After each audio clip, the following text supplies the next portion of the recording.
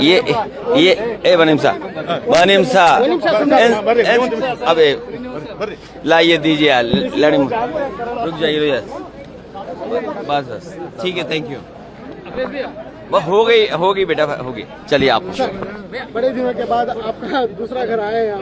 देखिए, बेंगलोर, मैसूर, कर्नाटक मेरे लिए वो जगह है जहां पर मैं बड़ा हुआ, पढ़ा, सीखा और बहुत अच्छे अनुभव मिले। और उसका परिणाम ये हुआ कि आज हम लोग राजनीति में जो समझ रखते हैं वो मैसूर, कर्नाटक इसलिए है क्योंकि यहाँ पर 12th के बाद जो पढ़ाई हुई, जो ग्रूमिंग हुई, जो नॉलेज मिली, उसका लाभ मुझे आज भी मिल रहा है। क्योंकि ये स्टार्टअप का हब है बेंगलोर। एक ज़माना था कि हमारे साथ जितने भी बच्चे पढ़ते थे वो सॉफ्टवेयर इंजीनियर, बाहर जाने का सिलसिला, भारत से बाहर जाना, या उस समय ग्रो हो रहा था ये सेक्टर।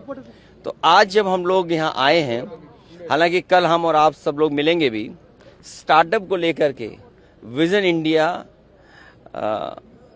नियो इंडिया, उस दिशा में कैसे आगे बढ़ें, इसलिए बेंगलोर से अच्छी जगह और कोई नहीं हो सकती थी।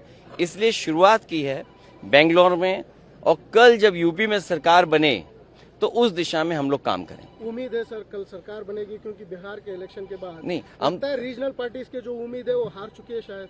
नहीं, देखिए, आरजेडी आपके दोस्त पार्टी है, संगीत साथ में कांग्रेस है, आप सारे अलायंस है। बिहार के इलेक्शन आपको कहीं लगता है कि रीजनल पार्टीज के बड़ा टोस है? देखिए, चुनाव हार जीत और उसे सीख मिलती है। आप पॉपुलर हो सकते हैं, आपको वोट ज्यादा मिलेगा, लेकिन बीजेपी की जो मशीनरी है, बीजेपी का जो काम करने का तरीका है, बीजेपी जिन इश्यूज को लेकर के ग्रास रूट तक जाते हैं। मान लीजिए उन्होंने अब ये कहना शुरू किया है कि महिलाओं ने बहुत उन्हें वोट दिया है, विमेन वोट ज्यादा मिला है उनको, ये तो बताया जा सकता है, लेकिन आप 10,000 रुपए कब तक देंगे? आप सम्मान का जीवन नहीं देना चाहते हैं। अच्छा, उन महिलाओं को आप 10,000 दे रहे हो जिनके पति, परिवार के लोग एक साथ नहीं रह सकते हैं। देखिए, दुख की बात यह है कि बिहार, यूपी वो स्टेट है जहाँ के सबसे ज्यादा लोग बाहर जाते हैं, वो अपने परिवार को छोड़ के जाते हैं।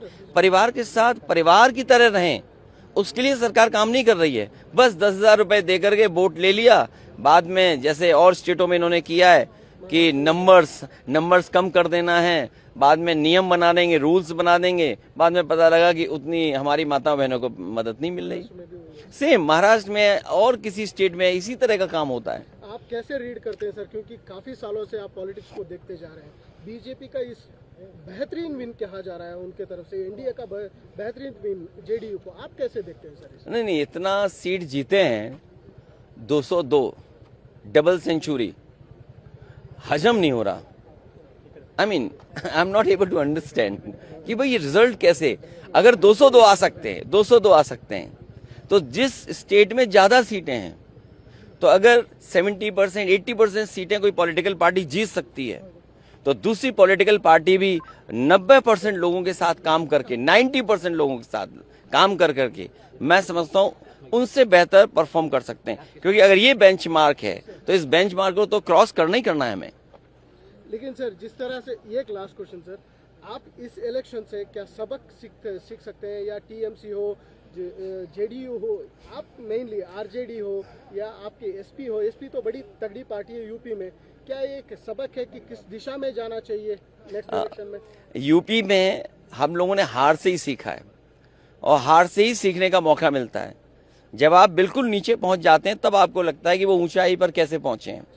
हम हारे थे, मुझे याद है, हमें 5 सीट मिली थी, मैं सरकार नहीं बना पाया, और उसके बाद डबल इंजन, उन दोनों डबल इंजनों को हमने हराया, और ऐसी ऐसी सीटें वो हारे हैं, अभी भी शायद वो कल्पना नहीं कर सकते। अभी बिहार की जीत यूपी की जीत को बराबरी नहीं कर सकता। यूपी की जीत अलग जीत है, बिहार की जीत अलग जीत है। आप बिहार जीत सकते हैं, लेकिन यूपी की जो हार हुई है उसको अभी हार में जीत में बदलने में समय है। उसके लिए हम लोग तैयार हैं। असेंबली इलेक्शन बहुत दूर नहीं, उसके लिए हम लोग तैयार हैं।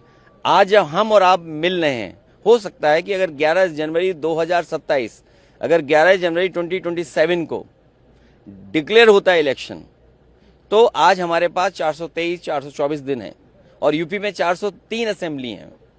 तो हमारे पास 20 ही दिन तो स्पेयर में हैं। तो 20 ही दिन स्पेयर में, बाकी तो हमें काम ही करना है। सर बेंगलुरु एक बड़ा उम्मीद लेके आए हैं, कैंपेन आपने शुरू किए हैं, क्या सोच रहे हैं सर? देखिए, ये मैंने जैसे शुरू में कहा आपसे कि ये एयरपोर्ट, ये जगह वो है जहाँ से मैं ऑटो से जाकर के और मैसूर के लिए बस पकड़ता था। अब तो एयरपोर्ट भी बदल गया। वो जो बस स्टैंड में जो कभी कभार बसें मिल जाती, वो बस स्टैंड भी कितना बड़ा हो गया है। बेंगलोर में वहाँ पहुँचने पर 45 मिनट लगते थे, आज शायद ज़्यादा समय लगेगा।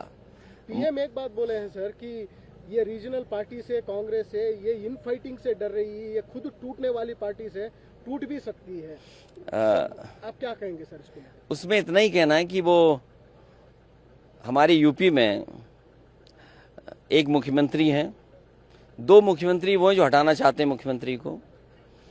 दिल्ली में 1 में 2 में लड़ाई है, 2 1 बनना चाहते हैं। इसीलिए आपने देखा होगा बहुत सारे ऐसे सवाल खड़े होते हैं जिनका जवाब सरकार को ही देना है और वो विपक्ष से पूछते हैं। घुसपैठिए आ गए, 11 साल से सरकार किसकी है? घुसपैठिए आए तो उन्हीं की सरकार में आए होंगे। तो कम से कम उन्हें ये बताना चाहिए कि 2014 से पहले कितने घुसपैठिए आए और 2014 के बाद आज तक कितने घुसपैठिए आए। अगर उनके पास संख्या नहीं है, इसका मतलब ये है कि वो आपस में एक दूसरे को नीचा दिखाना चाहते हैं। Thank you so much.